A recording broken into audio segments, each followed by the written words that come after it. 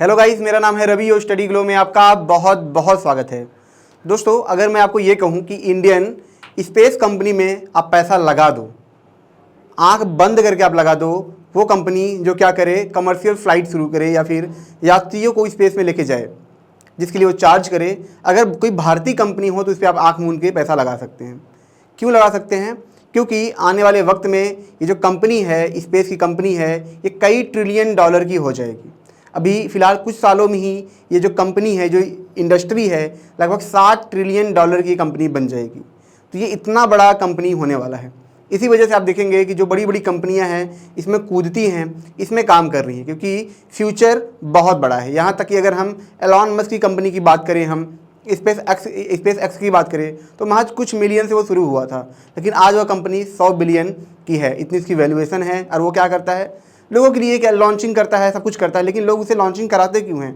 क्योंकि वो सस्ता है। अब यहीं पे अगर इंसानों की बात करें कि एक इंसान क्या करता है, धरती पे घूमता है, अलग अलग जगह पे जाता है, कश्मीर जाता है, स्विट्ज़रलैंड जाता है, जो महंगी जगह है सब जगह जाता है, लेकिन एक वक्त के बाद उसे एहसास होता है कि अब हम कहाँ जाए, ये तो जगह इतनी ही रह गई है, ये पेड़ इतने ही हैं, पहाड़ हर जगह वही है, तो हम आखिर जाए कहाँ पे?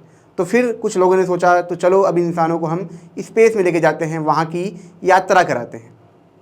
इसीलिए ये कंपनी शुरू हुई, जिनका काम ही है क्या करना, कि इंसानों को सैर कराना स्पेस में ले जाके। इसीलिए ये कमर्शियल फ़्लाइट शुरू हुई, जिसमें आज के दौर में 3 बहुत बड़े कॉम्पिटिटर हैं।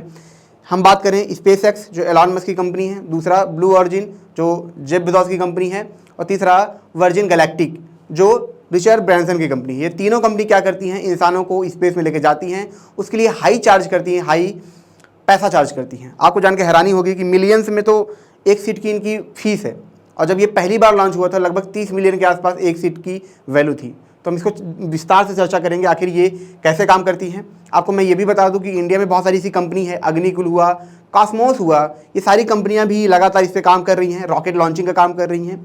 ये क्यों प्रॉफिटेबल हो जाते हैं? क्योंकि इंडियन कंपनी या फिर हम कहें वो कंपनी जो सस्ते में लॉन्चिंग करती है, तो जो दूसरे देश होते हैं उनको लॉन्च करने में बहुत पैसा खर्च आता है, क्योंकि वहाँ के जो इंजीनियर होते हैं, वहाँ के जो लोग होते हैं, वहाँ का जो इंफ्रास्ट्रक्चर है काफ़ी महंगा है। तो अगर जब उन्हें कोई ऐसी संस्था लॉन्च करती है जो काफ़ी सस्ते में लॉन्च कर रही है, तो इनका काफ़ी पैसा बचता है।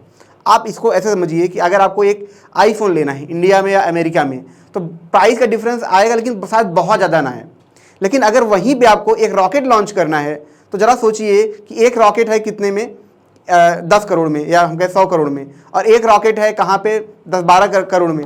तो बहुत ज़्यादा डिफरेंस आ रहा है। आप 1 लाख का फ़ोन लेंगे, 12,000 का फ़ोन लेंगे, तो उसके लिए आप अमेरिका नहीं जाएंगे। लेकिन अगर वही करोड़ों में हो बात, तो फिर क्या होता है कि हर देश झुकता है या हर संस्था झुकती है उस तरफ जहाँ पे लॉन्चिंग सस्ते में हो।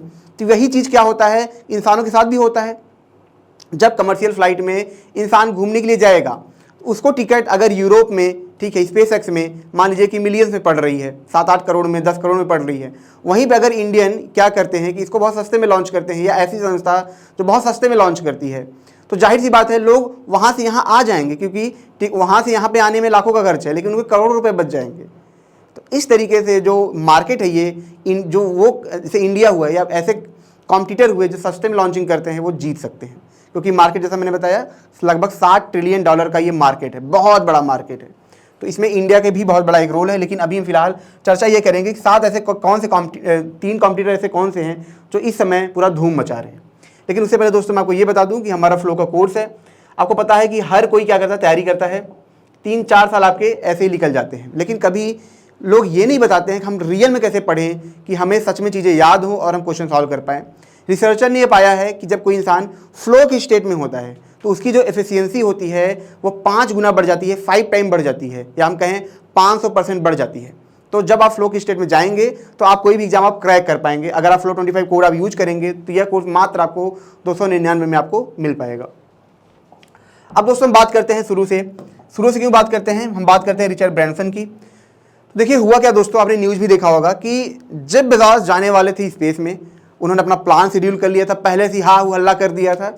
वहीं पे जो रिचर्ड ब्रैंसन थे, इन्होंने कोई हा हल्ला नहीं किया था, वो शांति से बैठे थे। 1 हफ्ते पहले बोला कि हम जाएंगे स्पेस में।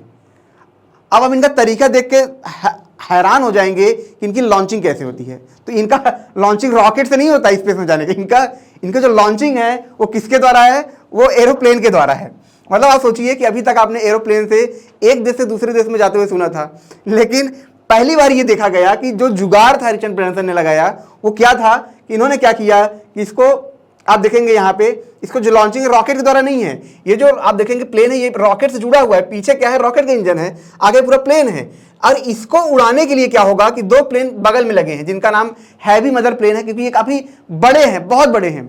अब इसमें क्या है कि ये क्या करेंगे, पहले बहुत ऊंचाई पे लेके जाएंगे, ठीक है 30-40 मतलब कुछ फीट तक लेके जाएंगे, तो वहां पे ग्रेविटी एकदम कम हो गई, एकदम जीरो हो गई। फिर क्या होगा कि इसको लॉन्च कर दिया जाएगा। अब जब इसको इन्होंने क्या किया, लॉन्च कर दिया, तो ये क्या होगा, अपना ऐसे उड़ते हुए जाएगा, ठीक है, अपना उड़ते हुए से गया, फिर अपने नीचे आ गया यहाँ से, फिर ये क्या होगा, जैसे प्लेन लैंड करता है वैसे ये लैंड कर जाएगा।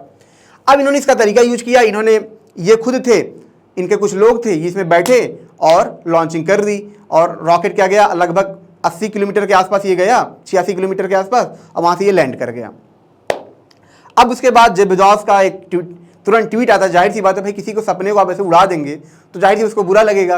और यहाँ पे जो रिचर्ड ब्रैंसन थे इनका सिर्फ यही सोच था कि हमें कैसे भी करके क्या करना है, लॉन्च कर देना है, बस हमें दुनियादारी के तेल लेने, प्रोविजनस के तेल लेने, हमें अभी कैसे ही करके नाम कमाना है। क्योंकि हालांकि इससे पहले लोग जा चुके हैं, आपको मैं बता दूं नासा कई लोगों को भेजता रहता है, बीट करवाता है, ठीक है, उस बीट में जो बीट में जीतता है, जो जुए में जीतता है, टिकट जीतता है, वो जाता है नासा, मतलब स्पेस एक्स में जाता है, लेकिन वो नासा के द्वारा जाता है। पहली बार ये था कि किसी कमर्शियल फ्लाइट, मतलब एक प्राइवेट कंपनी क्या कर रही थी, इंसानों को स्पेस में भेज रही थी, जिसमें खुद रिचर्ड ब्रैंसन बैठे हुए थे। तो ये इनका तरीका है, काफ़ी जुगाड़ू तरीका है, बढ़िया तरीका है। लेकिन उसके बाद आता है दोस्तों जेफ बेजोस का नाम। इनकी जो कंपनी थी स्पेस एक्स से 1 साल 2 साल पहले ही ये बनाई गई थी। आपको जान के हैरानी होगी कि एलन मस्क पहले ऐसे नहीं थे जिन्होंने क्या किया, प्राइवेट कंपनी शुरू करने का सोचा। उससे पहले जेफ बेजोस ने शुरू किया था। जरा सोचिए, जेफ बेजोस ने उससे पहले ही सोचा था। बस बात यही है कि एलन मस्क काफ़ी आगे निकल गए, उन्होंने काफ़ी बड़े बड़े एम्बिशन रखे। ब्लू ऑरिजिन के साथ ऐसा नहीं था, ठीक है।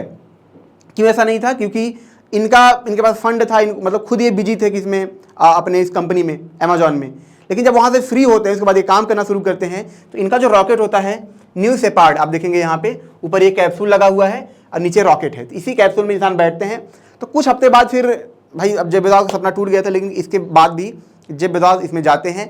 इनके खुद भाई होते हैं, एक बहुत ही लगभग 100 साल के आसपास की जो महिला होती हैं वो होती हैं, और सब 18 साल से कम एज का जो लड़का होता है वो होता है, ठीक है। उस टाइम जो टिकट बिकी थी लगभग 30 मिलियन के आसपास की टिकट थी, तो बहुत ही ज़्यादा महंगा था। तो इस तरीके से इन्होंने ये भी दिखाया था इसमें कि भाई देखो हम खुद भी जा रहे हैं, ये कितना सेफ है, एक इतनी बुढ़ापा औरत भी जा रही है इसलिए इतना सेफ है, एक लड़का जा रहा था। तो पूरे मार्केटिंग का इन्होंने पूरा सोचा, उसके बाद इन्होंने लॉन्च किया, और लॉन्च करने के बाद इनके पास काफ़ी ज़्यादा टिकट इनके बिके, क्योंकि ये काफ़ी सेफ था, ठीक है। और दूसरी चीज़ कि इन्होंने खुद अपने इस रॉकेट में, जो न्यू शेपर्ड रॉकेट है, इसको लगभग 15 बार टेस्ट किया था। किसी भी आप टेस्ट में आप देखेंगे 2 बार 3 बार 4 बार होता है, वो बहुत माना जाता है, लेकिन उन्होंने एक बार नहीं 15 बार टेस्ट किया। तो आप समझ सकते हैं कि ये किस तरीके से क्या था, सेफ्टी इसके अंदर मौजूद था। अब देखा जाए तो अगर हम देखें ब्लू ऑरिजिन और वर्जिन गैलेक्टिक में, ब्लू ऑरिजिन बहुत आगे निकल चुका है। क्यों आगे निकल चुका है? क्योंकि इन्होंने दूर तक सोचा। भले ही वर्जिन गैलेक्टिक जो था, रिचर्ड ब्रैंसन थे, वो आगे निकल गए, लेकिन वो इनकी तरह काम नहीं कर पाए। इन्होंने अपनी लॉन्चिंग की, उसके बाद इन्होंने कई सारे फ्लाइट इन्होंने अटेम्प्ट किए, कई सारे लोगों को इन्होंने भेजा। अब उसके बाद दोस्तों आता है ड्रैगन कैप्सूल का नाम, जो स्पेस एक्स का है। स्पेस एक्स पहले जो ISS था उसमें क्या करता था, लगातार फूड भेजता था, रॉकेट लॉन्च करता था, लेकिन फिर इसने देखा कि ये भी एक मार्केट बड़ा है, तो इसने ड्रैगन का काम किया, ड्रैगन कैप्सूल शुरू किया, जिसके अंदर ही क्या करता है, एस्ट्रोनॉट को ISS में भेजता है, ये सब सारा काम करता है। लेकिन अब ये आगे चल के जो प्राइवेट कस्टमर है उनको भी क्या करेगा, भेजेगा। ये क्या करेगा, सीधा ISS में भेजेगा, जो लगभग 400 किलोमीटर ऊपर है।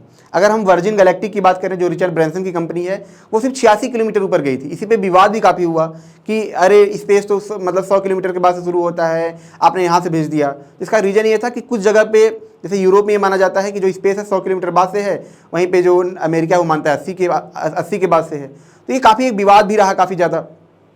लेकिन जो ड्रैगन कैप्सूल है, जो स्पेस एक्स कर रहा है, ये क्या करता है, सीधा ISS में लोगों को भेजता है। अच्छा, जो हम देखें यहाँ पे जो स्पेस एक्स है इतना पीछे क्यों रह गया? तो ये पीछे नहीं रह गए, इनका एम्बिशन बड़ा था, ये उनसे बड़ा काम कर रहे हैं। उनका काम है सिर्फ लोगों को लोअर ऑर्बिट में लेके जाना, 100 किलोमीटर के आसपास लेके जाना, उसके ऊपर, उसके बाद वहाँ से वापस आ जाना। लेकिन इनका काम ऐसा नहीं है। ये क्या करते हैं, वहाँ पे लोगों को लेके जाते हैं, कुछ दिन रखते हैं, फिर आते हैं। तो ये काफ़ी उनसे बड़ा काम कर रहे हैं। फिर मंगल ग्रह पे इन्हें जाना है, ठीक है, तो ये उनसे बहुत बड़े बड़े ये काम कर रहे हैं, ऐसा नहीं है। ब्लू ऑरिजिन ये सब है, सिर्फ इनका मकसद यही है कि हमें इंसानों को सैर कराना है, पैसा कमाना है। लेकिन स्पेस एक्स उनसे बड़ा काम कर रहा है, इसी वजह से ये इसमें ज़्यादा कूद नहीं पाए हैं। आप देखेंगे इंडिया भी अब क्या कर रहा है कि वो भी अपने एस्ट्रोनॉट को भेजेगा, वो भी कमर्शियल फ्लाइट शुरू करने जा रहा है। इसरो भी इसमें शामिल है, जो प्राइवेट कंपनियां हैं वो भी इसमें शामिल हैं। तो आने वाले वक्त में आप देखेंगे कि ये जो मार्केट है उसमें बहुत बड़ा हाथ जो होगा इंडिया का होगा, क्योंकि इंडिया सस्ते फ्लाइट देगा, सस्ते रॉकेट लॉन्च करेगा। तो दोस्तों ये छोटा सा लेक्चर था। अगर ये आपको अच्छा लगा हो तो इसे लाइक करें, कमेंट करें, शेयर जरूर करें। जैसा कि मैंने बताया कि हमारा फ्लो का कोर्स है, इसे आप जरूर अवेल करें ताकि आपकी जो एफिशिएंसी है वो सच में ज़्यादा इंप्रूव हो सके। इसमें लगभग 22 ट्रिगर आपको मिलेंगे जो काफ़ी ज़्यादा आपकी हेल्प करेंगे फ्लो में आने के लिए। तो मिलते हैं नेक्स्ट लेक्चर में। Thank you so much.